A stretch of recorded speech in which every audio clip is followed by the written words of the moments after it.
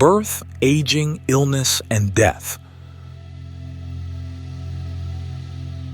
Whatever appears and takes shape is bound to give rise to stress.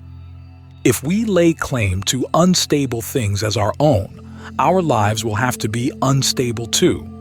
When pain arises, stay right there with the pain.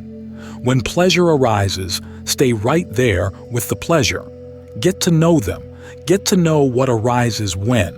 When you stay with them, really focus on being observant to see them all the way through.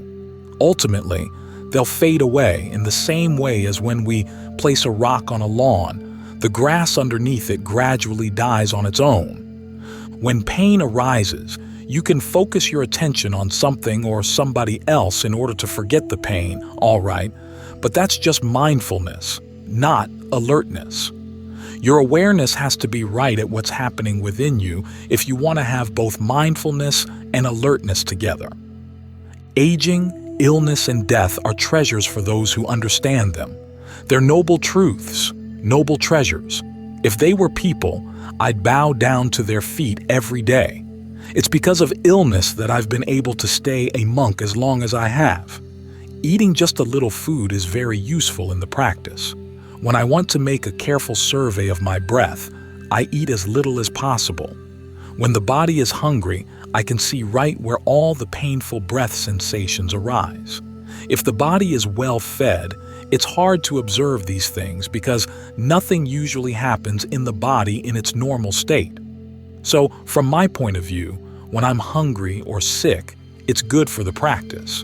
When I'm really in pain, so much the better. I can close the door and don't have to get involved with anyone else. The body is death. The mind is birth.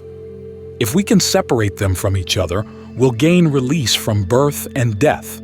If the mind is endowed with defilements and mental fermentations, it will have to experience birth, aging, illness, and death as a matter of course.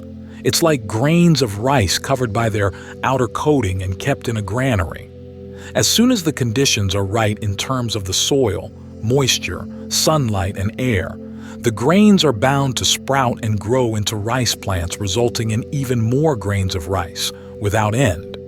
But if we scrape off the covering and roast the grains in a pan, they won't be able to sprout. In the same way, if we use the effort of the practice to burn away the defilements that arise in the mind, by practicing concentration and constantly contemplating the qualities of the mind in line with the 4 frames of reference, body, feelings, mind, and mental qualities, the defilements will pop out of the mind in the same way that roasted rice will pop out of the pan. When we reach this point, we reach the mind that doesn't die, that gains release from death. When we see the aspect of the body that doesn't die and the aspect of the mind that doesn't die, that's when we reach the truth. Wise people see that death is like stripping off old ragged clothes and throwing them away. The mind is like a body. The body is like ragged clothing.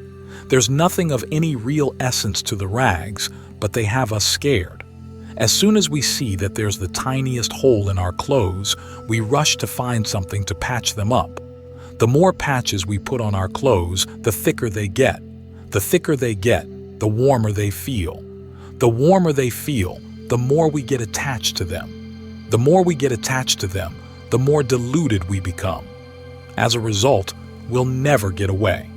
Wise people, though, see that the issue of whether we live or die is not as important as the issue of whether we can serve a purpose. If living on will serve a purpose for themselves or other people, then even if their clothes are nothing but rags, they'll put up with wearing them. But if they see that living on will serve no purpose at all, then when the time comes to take off their clothes, they immediately let them go. Practicing concentration is like gathering vegetable seeds and storing them until they're mature. As soon as they get moistened, they're going to sprout into plants with branches and leaves and flowers. In the same way, our concentration will sprout into discernment, giving us all-around insight into the affairs of the world and the affairs of the Dhamma. We'll come to know what the elements, aggregates, and the sense media in the body are to the point where we see that there's no reason to fear aging, illness, and death.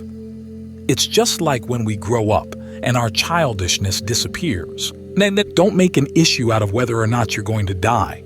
Don't even think of it. Just purify your mind, and that will take care of everything.